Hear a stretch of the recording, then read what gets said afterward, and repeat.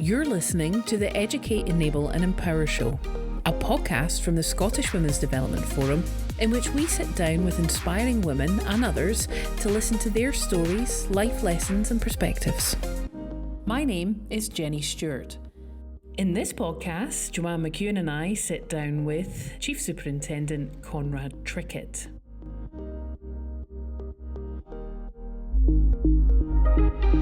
Welcome to Breaking Barriers, a special episode in honour of International Women's Day, where we're embracing the theme of inspiring inclusion and the UN call to invest in women and accelerate progress. Today, we're joined by Chief Superintendent Conrad Trickett, who is the business lead for Policing in a Digital World and is also the force lead for the UN HeForShe campaign. HeForShe is a UN initiative launched in 2014, and it represents the first global effort to actively include men as change agents for gender equality at a time when most gender programmes are only targeting women. In June 2018, Police Scotland became a formal advocate for HeForShe. Chief Superintendent Trickett, thank you for joining us. Thank you, delighted to be here. So today we're going to explore your professional journey, your leadership philosophy, and the crucial role of allyship in creating an inclusive culture within Police Scotland. Let's dive in.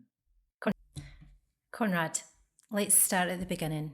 Tell us a little bit about your career journey, what inspired you to pursue a career in policing, and how has that journey shaped your perspective on leadership and inclusion?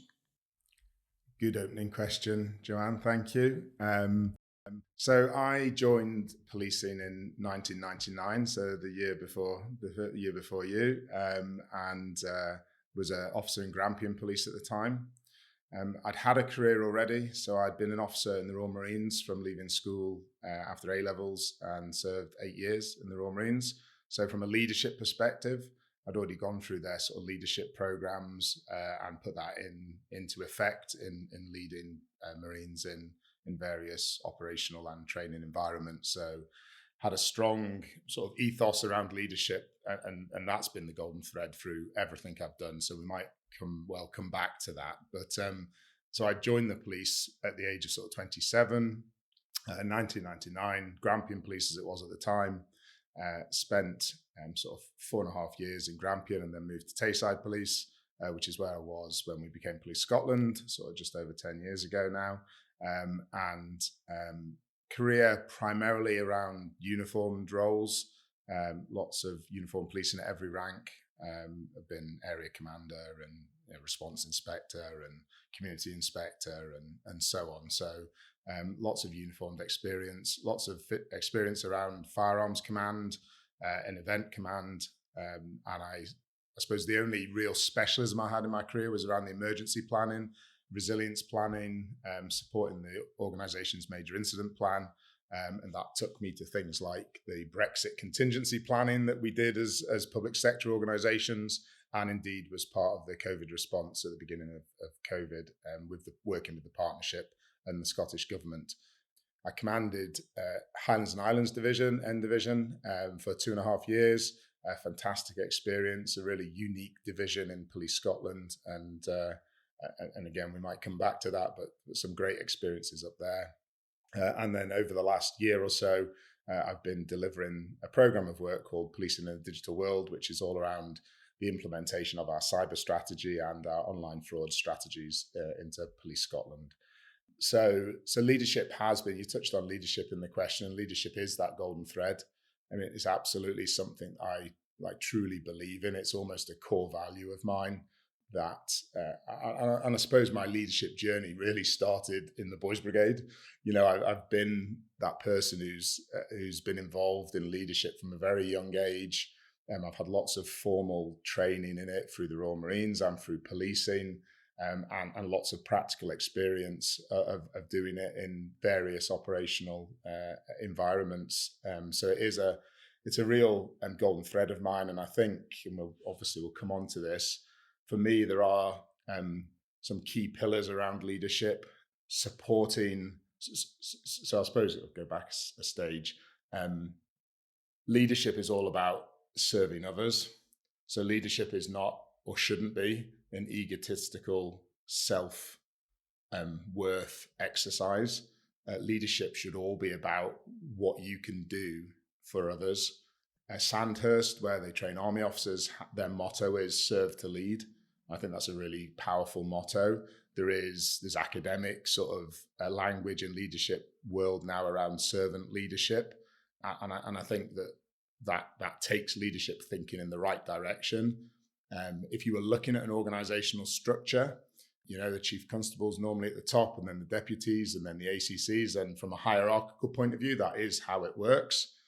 In my head, from a leadership point of view, you invert that the other way. So the top of the structure is the police officers that are serving the communities day in, day out, and they are supported by leaders throughout the organization and support mechanisms throughout the organization. So that's my sort of in my mind whenever I am involved in leadership roles. So there's a huge chunk about supporting and empowering and coaching others to do their job. And there's also a big bit for me more broadly around inclusion and getting the best people into the organization and the best people doing the jobs. So for me, inclusion, diversity is a leadership trait that you should exhibit if you're a leader in the organization. If you don't exhibit those cultures and approaches, you're not a leader. And the same way that if you're not coaching people and supporting people to deliver what they need to deliver, you're not a leader. And actually the thing you learn, the sort of further up the ranks you go, in my mind, the more you learn is that you actually know less and less because you're further and further away from the actual sort of technical operational delivery. So the people who know about policing in its operational delivery state now are the young officers, same age as my son and daughter. In fact, one of them is my daughter, delivering policing in the communities. They know more about that than I do.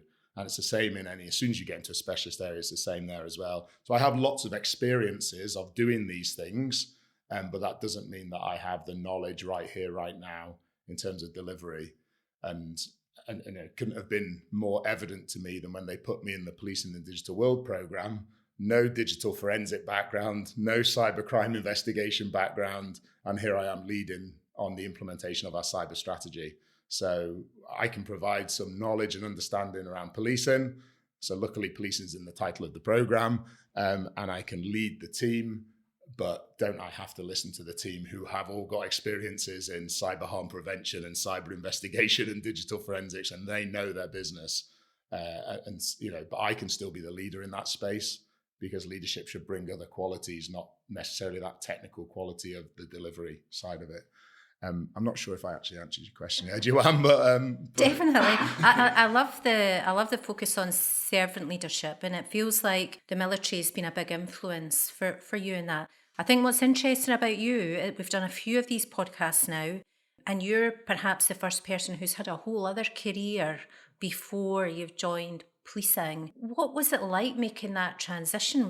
A lot of people would think there's a lot of similarities between the military and the police, but was it quite different? I also realised I haven't answered part of your initial question, so I'll maybe cover both off at the same piece. So I think superficially people do make that assumption that uniformed organisations, therefore the transition is easy. I think to a certain extent that's true. So, and it kind of starts to answer that, why did you join the police? I think I am a public servant.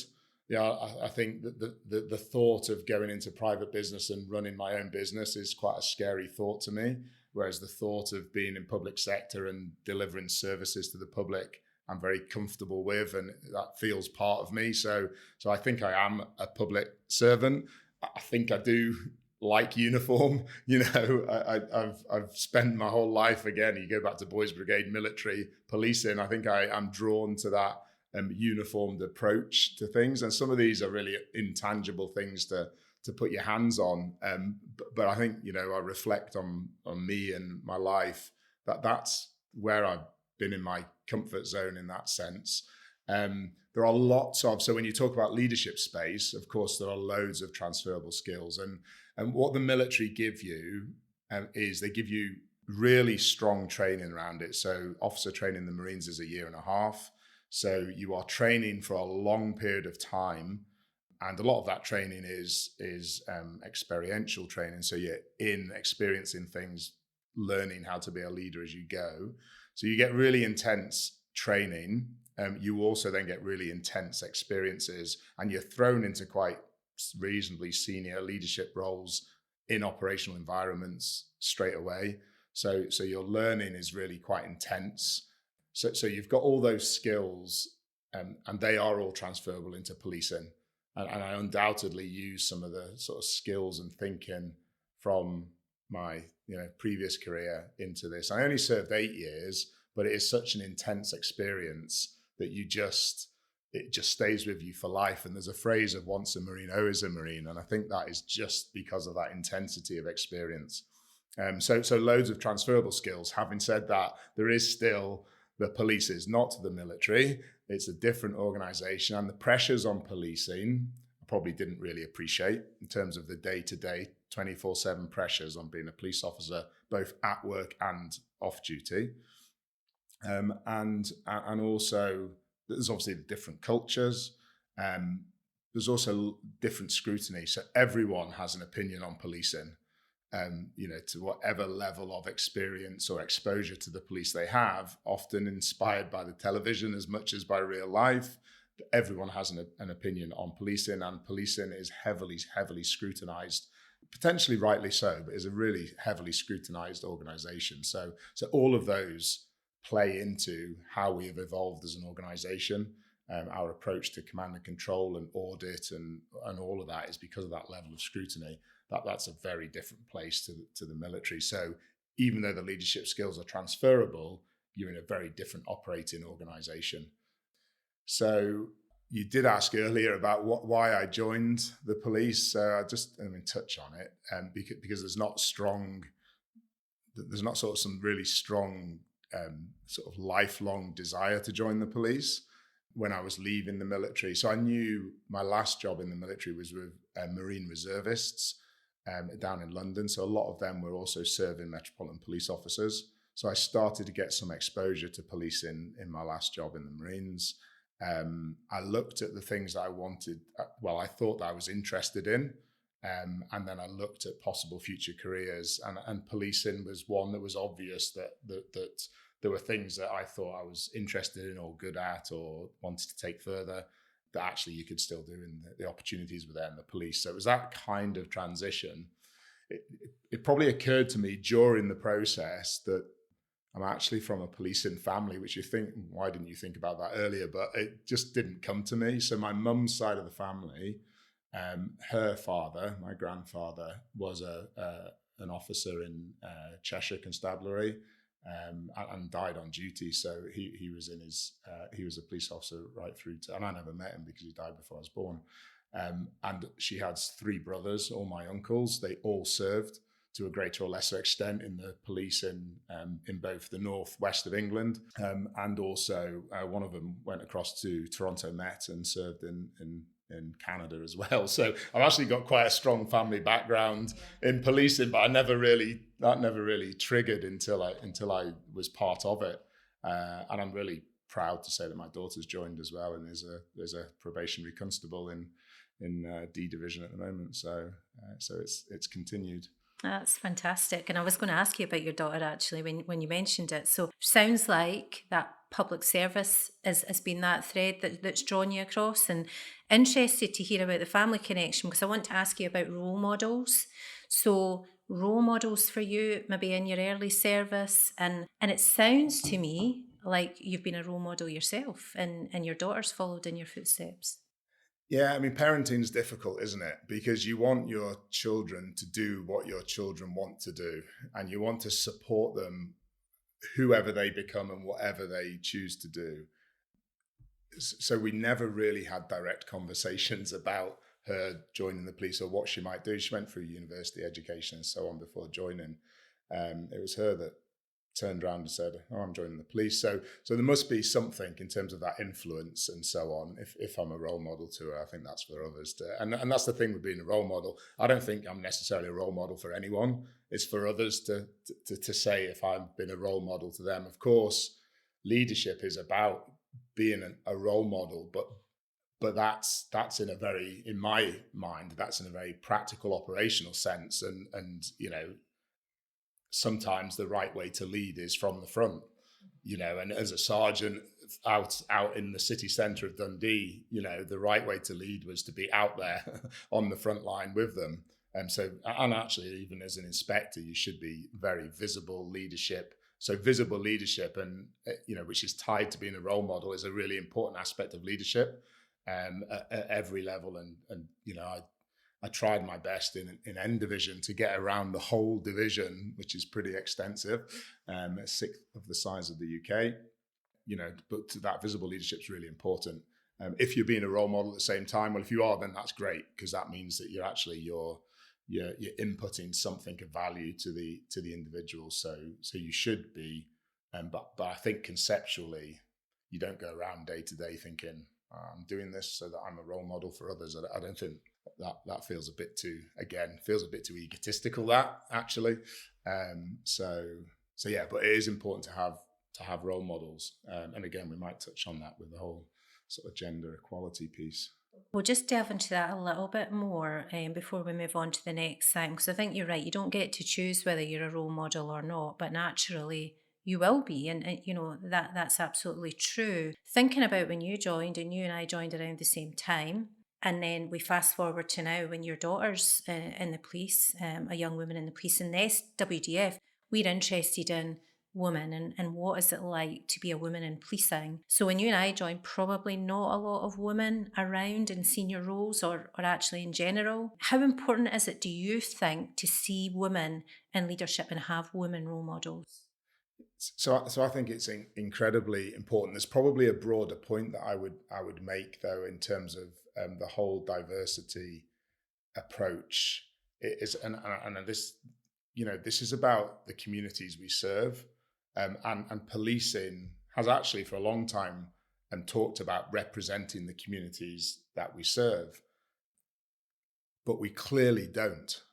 Right? We clearly don't, because when you look at societies, I don't think it is 50-50. I think it's 51% female and 49% male. So clearly we're a long way from even some basic representation of the communities we serve. And then, of course, if you get into ethnic minorities, be that visible or otherwise, there's a significant proportion of our population in Scotland are from Poland. Do we represent the right percentage of Polish officers in the organisation? We've got some, but I don't think we're probably there. So you could look at every sort of category and breakdown of society and say, do we reflect society as an organisation? And the answer is we don't. So we should be striving, and this is an important, a really important driver for change, actually. Not only, intuitively, it's just the right thing to do. So there's that whole ethical sort of stance on, well, this is just the right thing to do. But if you then try and dig into that, I think one of the important things, and sometimes we look too much inside ourselves as an organisation, the first important thing is we've told the public, the communities of this country, that we reflect them. Well, so we need to. So we need to reflect them in every way that they are, in the positive ways that they are. So I think there's something about that almost as a starting point for why we should be driving this agenda. Not just it's the right thing to do. We should reflect the communities, and then for me, the third sort of pillar in that kind of drivers for change is around the diversity of teams. Makes for a better team. So if we want to drive up performance, wants to drive up innovation in policing, then we need diversity in our teams because of biases that happen, of groupthink. There are well-researched reasons why you shouldn't get a bunch of the same type of people in a room, whatever that same type is. If you've got people with similar backgrounds, similar outlooks, similar experiences, you're going to get similar answers. So the whole point is that we need to get some diverse perspectives throughout our organization, throughout our teams, and that will inherently drive up performance. We will be a better organization in doing that. Just tie that point back to leadership. That doesn't mean that's easy to do. So when you think about the behaviors of leadership, if you so the easiest thing to do is have a team of everyone who thinks like you and acts like you. That's easy to be a leader in that environment in a way, because you're not being challenged. Actually, the harder environment to be a leader in is a diverse team. So having diversity doesn't necessarily make life easier for leaders. It probably makes life harder, because you've got to do those things like listen and have a broader mind and understand a different perspective and take a different perspective into your thinking and your decision making. None of those things are easy. So I think we need to get away from thinking that bringing diversity and having a diverse team is absolutely the right thing to do. But let's not be fooled into thinking that makes it life easier for the leaders, because it doesn't. They need to work harder at their leadership skills to lead a diverse team. And I think it's interesting you touched on it. Why is it so important? Because it's the right thing to do, but the impact, the influence that policing has is so important. That's why we've got that responsibility to the community. Yeah. I'm interested to come back to you, your career, and thinking about challenges. Have you faced challenges, and what might they have been? But also, have there been any significant milestones, things that you've been really proud of that you've achieved in your career? So I've got to remember that I'm a white heterosexual male who has come from the military into policing, right? So my journey has been an easy journey in the sense of the privilege that I have, right? And I wouldn't have even used those words when I was back there in my late 20s and joining. I didn't get any of that, but I can reflect back now. And so I heard you speaking about, I don't think you really were probably thinking about that broader sort of world and how the big questions that were being asked off the back of Macpherson report and so on in policing. When you join the police, you're thinking, what do I need to know? How do I write this down? What's the next step I need to take? So you're thinking very practically about the profession and the role, and you probably don't think about the big issues and the big sort of topics. And maybe that comes with either time in the organization or rank or experience or a combination of all of those things. So I don't, I reflect back on, I had a number of strong, so remember where I'd come from, like the Marines at the time, and still is predominantly today, an all-male organization. So I'd come from that environment, and it's a very, in a way, it's a sort of a macho testosterone environment. So actually, I'd never actually really worked with a female until I came into the police. So for me, actually, although there probably weren't that many female officers compared to now, for me, it was actually a big step from the working environment I'd been in into the police. And my second year as a probationer, I had a female tutor of 15 years experience was working with me in my second year as a probationer. So I suppose at that point you do, because I was probably late 20s, you did start to see some societal factors. So it's that bit about a male and a female officer walk into a house. The family, even though I'm the least experienced, don't really know what I'm doing or talking about, and I'm next to Tanya, who knew loads. A lot of people turn to the male in the room and start talking about what they're reporting. So that's the other thing that's important to remember in this whole conversation, is that society is also on a significant journey from where it has been in the past to where it is hopefully heading in the future, and we are part of society. So we hold ourselves to a higher standard and hold ourselves to account to a higher level, but ultimately we all live in the same societies that exhibit that sort of behavior, where they naturally walk into the room and they naturally turn to the male police officer, even though the female police officer is 15 years experience and knows what she's talking about and I don't. So there's, I suppose, again, mostly reflecting back on it at the time, I probably just got my notebook out and started writing my statement that I was supposed to. But reflecting back, you started to see some of that. But I suppose in terms of that influence, that was me working for a whole year with a female officer very closely, as you know you do when you double up with people, and that's your partner, and off you go. So I felt actually quite a lot of female influence in my start of my policing career, notwithstanding then when I moved from Grampian to Tayside, my sergeant was female sergeant. But again, when I reflect back, she was one of very, very few. So we have made big bounds in the proportion and the percentage of females in roles, and quite rightly so. I see no reason why we shouldn't be mirror society in a sort of 50-50 split.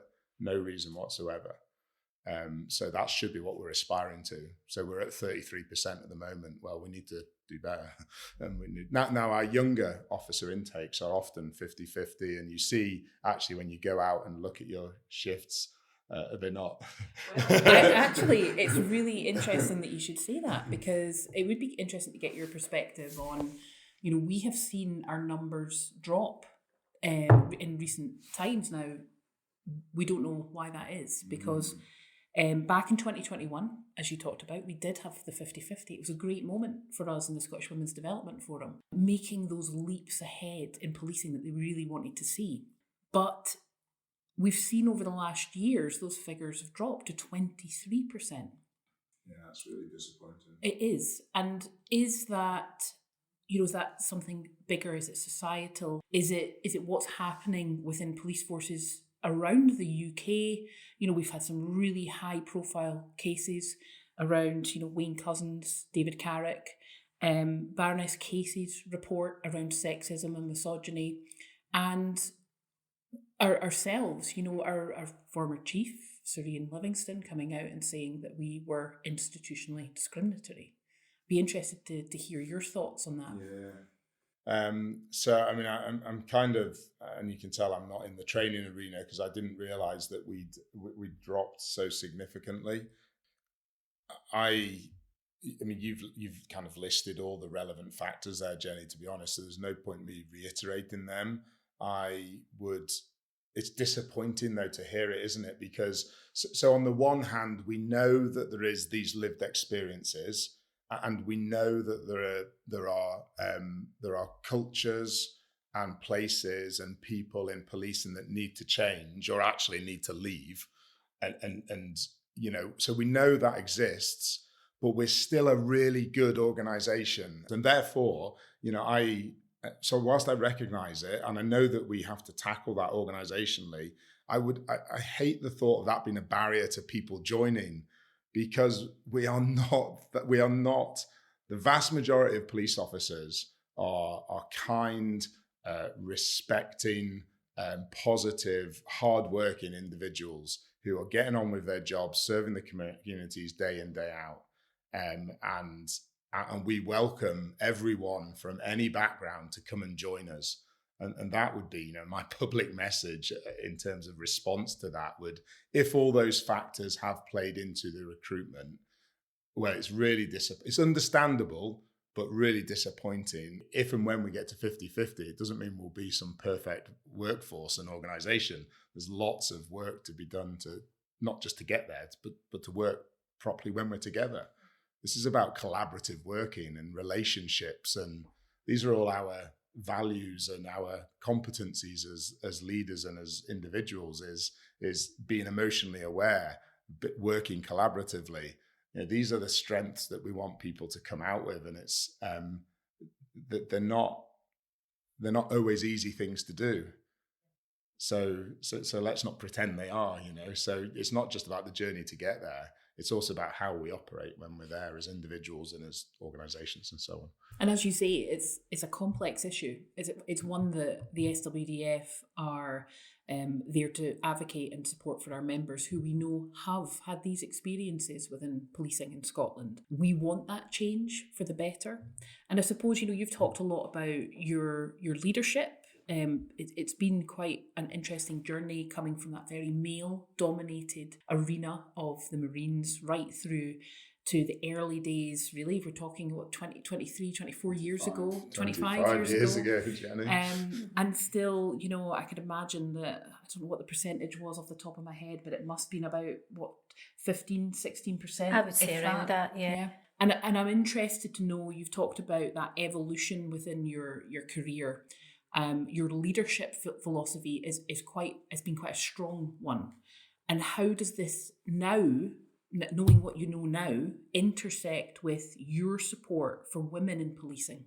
Yeah, I think it's a great question, Jenny, and I think that takes me sort of nicely into HeForShe and into that decision making to get involved, and your predecessor in terms of Claire Hussein was an important role model for me in this space. So 2018, you said that Police Scotland signed up to be part of HeForShe movement, United Nations movement. UK law enforcement has taken a really strong stance in relation to this and is actually doing a lot in this space, and is well recognised by the United Nations for what it's sort of doing and achieving. So strong leadership in UK policing. So we signed up, and I had the opportunity to go to one of it was 2019, so it was the first annual report was being launched, and Claire and I went down to London for that launch, and I was able to immerse myself in Claire's knowledge around gender equality issues for that journey down and trip and so on. So I learned a lot in that time period, and it felt to me, so you can do a certain amount in your day job, if you like. You can do a certain amount by the role you're in and your leadership in your day-to-day life. So you can do a certain amount there. I suppose I wanted to try and do something more, a bit more strategically, a bit more organizationally, and as I was thinking about that, the HeForShe opportunity came up. So I said, great, and we've got an executive member who really leads that area. So it's normally, or it happens to be aligned to the ACC of the Operational Support Division. So it was Mark Williams, and it's now Gary and Gary Ritchie. But I've been the constant, I suppose, through that in terms of being, I call myself the tactical lead rather than the lead in Police Scotland. But but it gave me the opportunity to grab something slightly more strategically and organisationally to do something. I think one of the great strengths of the HeForShe movement is it actually also, it allows you to speak out. So I think there's a lot of male voices or men in the organisation who aren't quite sure what to say and when to say it and how to say it. And I mean that not necessarily in that challenge your colleague if they say something inappropriately type space. I mean in that just that general support. Because the views, I think, of equality and inclusion are held by many, many in our workforce. So before I took on this role, well, A, nobody asked me my thoughts on gender equality, and B, there wasn't a vehicle to get involved in the discussion. So this is, I suppose, there's a bit about how we mainstream this into the organisation, because it's all very well, staff associations and pockets of executive and or working groups to be talking about this stuff, all furiously agreeing it's the right thing to do. But actually, that's not the organisation. So you can then become a bit of an echo chamber of inclusion and diversity, and that's not how this is going to work. So for me, the HeForShe gives male officers a vehicle to legitimately have a voice around gender equality and broader inclusion. Because if you talk about gender equality, actually you're standing up for inclusion and diversity more broadly. So there's real value in that. So I think that's one of the things it did for me. I suddenly, because of had a voice and started to get involved in conversations and start to get involved in work. And that's how we want to take the work forward. It is across the organisation, but a bottom-up approach, because again, there's a lot of strategic direction coming down through the organisation around inclusion and diversity, as you would expect, with all the pressures that you've highlighted. But actually, if these conversations aren't happening at team level, in muster rooms, across the organisation, then we're not going to get cultural change. So what HeForShe is trying to do, or the work, there's a small working group that is taking the work forward. We're actually trying to just provide the tools, a bit of confidence, and the vehicle, using the HeForShe brand as the vehicle to have a gender equality conversation in the workplace. So we did a fair amount of work around the toolkit and trying to draw together various aspects of information that either already exists, your very own inclusion moments, the relevant ones, and there's so much content out there. It's picking just bits and pieces of TED Talks and so on. So we've got that toolkit now on our intranet for people to dip into, to both educate themselves, and because there is a bit about education, and I'm learning all the time in this space. So there's a bit about education. We also we held a couple of workshops in the autumn there in October and November, where we'd already gone out and asked people to be HeForShe ambassadors. We had the 2 workshops. I think we had about 80 people over the 2 days, the 2 sessions. And that was really about, again, a bit of education, a bit of informing them about the toolkits and how they can use them, and then really trying to empower them. So this is not about Conrad Trickett, and it's not about Conrad Trickett trying to convince everyone to be HeForShe ambassadors or to the value of gender equality. This is about me trying to empower the organization through the HeForShe Ambassador Network. Go out there, go forth and speak, have the conversations in your workplaces. Here's some support for you, be it practical support on the website, be it people who can support you because people need confidence to do this. And I've always probably had a reasonable amount of confidence. But other people, people have different levels of confidence. So it's trying to give people confidence. And if you link it back to leadership, this is about empowering people, isn't it? Coach and support them to go and do it. So that's been our approach with HeForShe.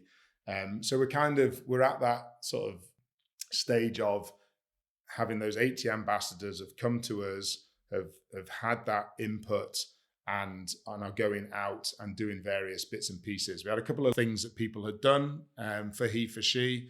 The SPRA rugby has been just a great, really practical example of how you can, so that turned things on their head. So why in sport does the women's fixture act as almost a warm up to the male fixture? So they turned it on its head. And the male fixture between Scotland and England police rugby was the warm-up match, if you like, the spectator warm-up. And the first women's rugby sort of international policing then took place, as that was the main event of the evening. And of course, they also got their tops branded with HeForShe. So what a great simple thing to do in terms of twisting the agenda, really.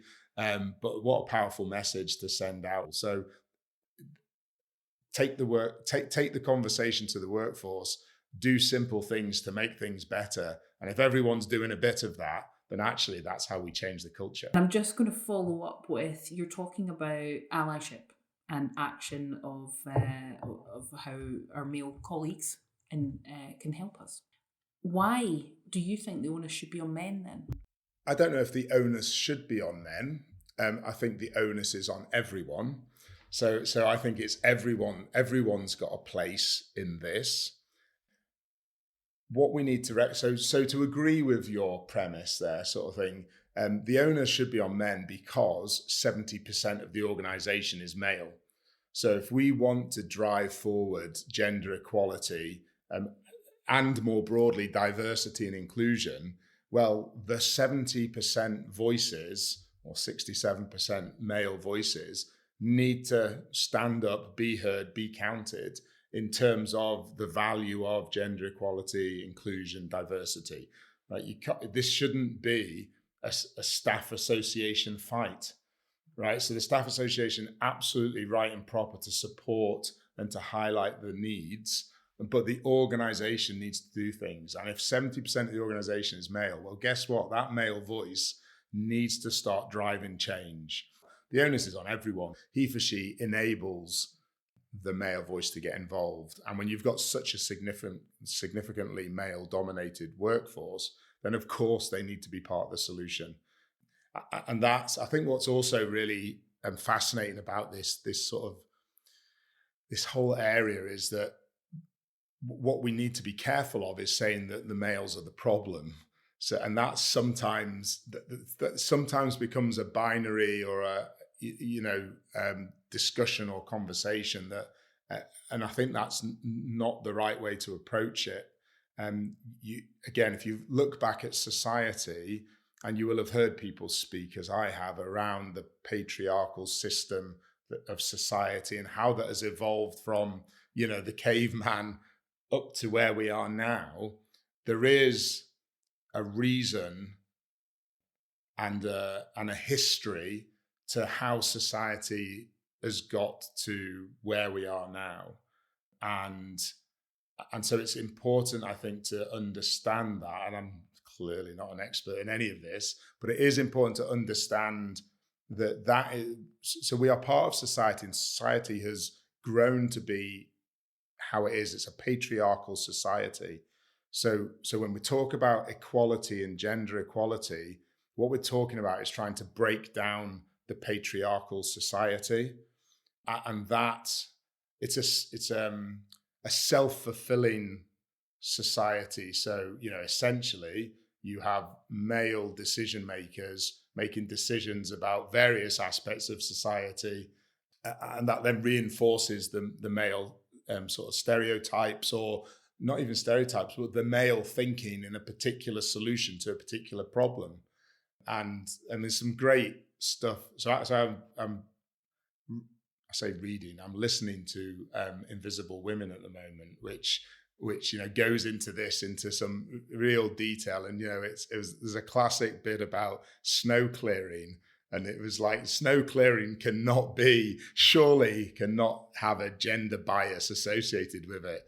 But then when they actually did some research and looking at it, it's the priorities of snow clearing are basically focused on the male-dominated workforce commuting 9 to 5 into an office and back, and so those are the priority routes, not the. So there's a great stat around 75% of non-pay care is delivered by females. So that's caring for children or caring for parents or whatever, caring for whatever that care responsibility. 75% of that burden is on females. So that affects their whole societal pattern is different to how a male goes about their life. Now, unless you actually think about that and read research on it, it's just, you've been born, brought up and bred in this. So why would you just don't think about that kind of thing until you actually go and do some digging around it. And then you start to realize, so when the applicability in policing, simple stuff like uniforms and uniforms fitting different types of physique properly. If you go into, been into firearms my whole life, firearms and the equipment that firearms officers need, and the weapons and the grip, that mobile devices are not designed with female hand size in mind. And that's a societal thing, not a police thing, because we don't design and make them. So it's fascinating that both society is still got that male dominated, it's almost unconscious bias, isn't it? Because the men aren't doing it deliberately. It's their lived experience. It's what they think is the right thing to do. But again, it goes back to, if you have a diverse team, someone will say, hang on a minute. So if you're designing a gun and you've got a diverse team, someone will say, well, that won't work for me. I won't be able to pull that cocking lever back, or I won't be able to grip the gun. So you need a diverse team to put in the right thinking to get the right output. So why haven't we got as many females in firearms as we want? Well, maybe it's because the gun's been designed by men and they can't hold it properly. So you start, if you actually have that thinking, you unpick problems and you look at problems in a different way. And I suppose the important bit is it's not for me to then pretend to look at them through a female lens. Far better to get a female to look at it through a female lens, And I'm being a bit broad brush, of course, in terms of male thinking and female thinking, but you can see how society's grown in that way, and actually you can see how that's impacted policing. So many of the issues that SWDF have highlighted, comes from just male thinking, basically. Unconscious bias or unconscious approach to everything from the uniforms we wear, the equipment we use, the rest facilities we have, etc., etc. It's because it's been a man thinking of designing a solution. So there's a big bit in that which links back to diverse teams, links back to being open-minded and all of that kind of stuff. You've described that piece around institutional discrimination, and that, I think you make a really excellent point. It's not about men as individuals, and Sirian was careful to press that. It's about what that does in the structures, that our structures, our processes are all developed through a traditionally male lens, and that is the challenge. And I like the point you make about a diverse team and somebody being able to say, actually, that doesn't work. But diversity is good, but they've got to be heard as well, haven't they, for that message to flow through. And I really liked earlier you spoke about privilege, and you said, that you have privilege and you recognise that.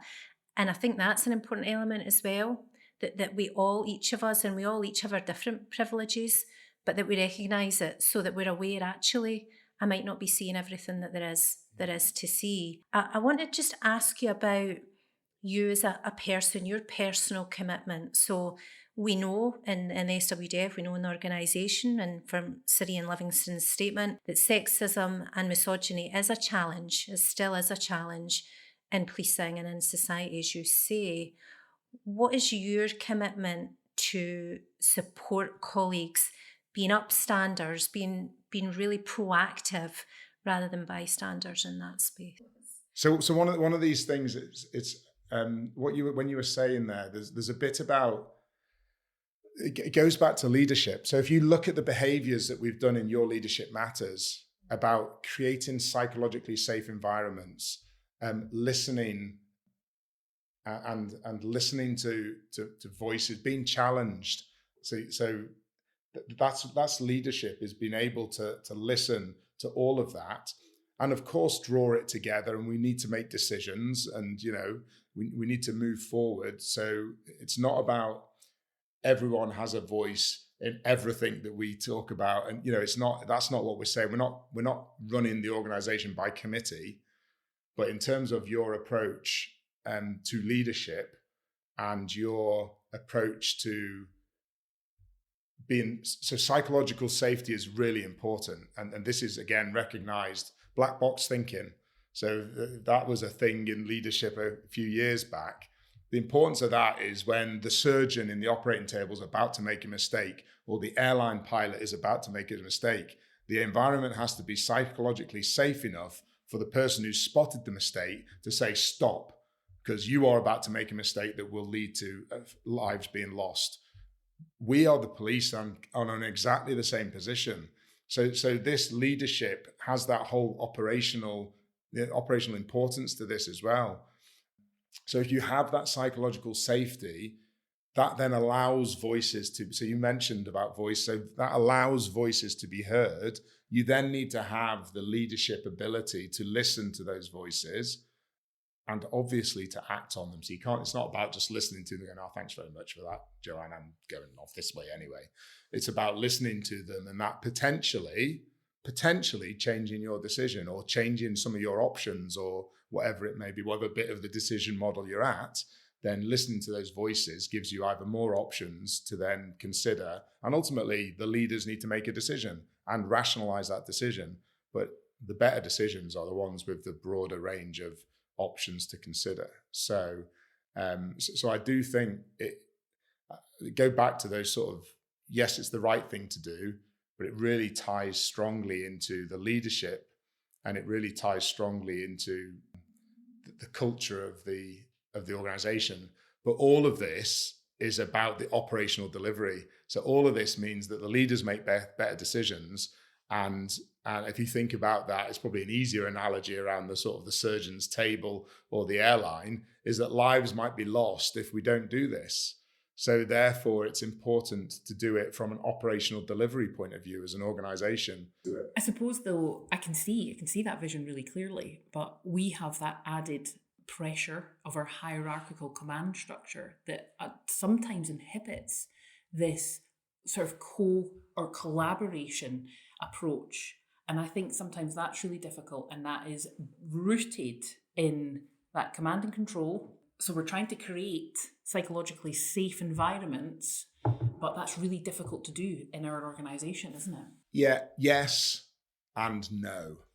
So I agree that is the individual, in many cases, and organisational position on it. So I accept that is the assumption. I challenge it in terms of, and that is also plays into that, because we're a command and control organisation, sometimes we need to make really quick decisions. We need to have an autocratic style of leadership. I accept and acknowledge all of that. However, I have been a public order commander, a CBRN commander, a firearms commander. I've been a tactical commander for major incidents. And in all of those specialisms, the thing that you have with you is an advisor. And even in time of crisis, absolute crisis, in some cases, the policy is you must seek tactical advice. So our core documents as an organization about how we make decisions in moments of crisis and high risk, these are the most high risk areas of policing. The good book that refers to all of them, the authorized professional practice for whatever bit of business I'm talking about there, they all talk about, in many cases, must seek tactical advice. And so if we're saying in those highest risk areas, and that's absolutely right, and I do that, and I've done that, and then if you reflect on who our tactical advisors are, often sit at constable level, at sergeant level, and who our commanders are at the opposite end of the rank spectrum. But anyone who knows their profession in terms of firearms command or public order command absolutely values that voice on their shoulder in that time of crisis, when yes, they're making the decision, but they are consulting and working collaboratively to do it.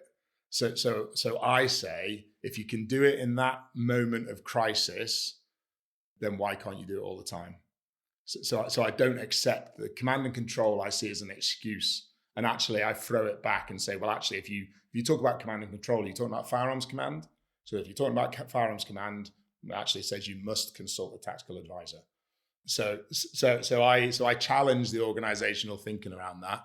And that's because I've worked with so many great tactical advisors whose rank has been irrelevant, who have been a strong support on my shoulder through times of difficult decision making.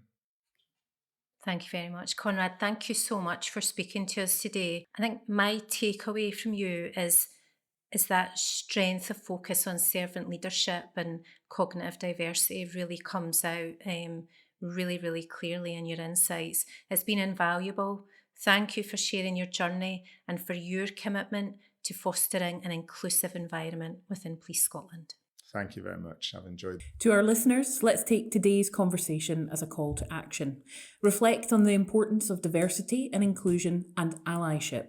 Consider what International Women's Day means to you and how you can be an ally in inspiring inclusion. Thank you for tuning in to Breaking Barriers. Join us next time as we continue to share stories that inspire change and promote a more inclusive world.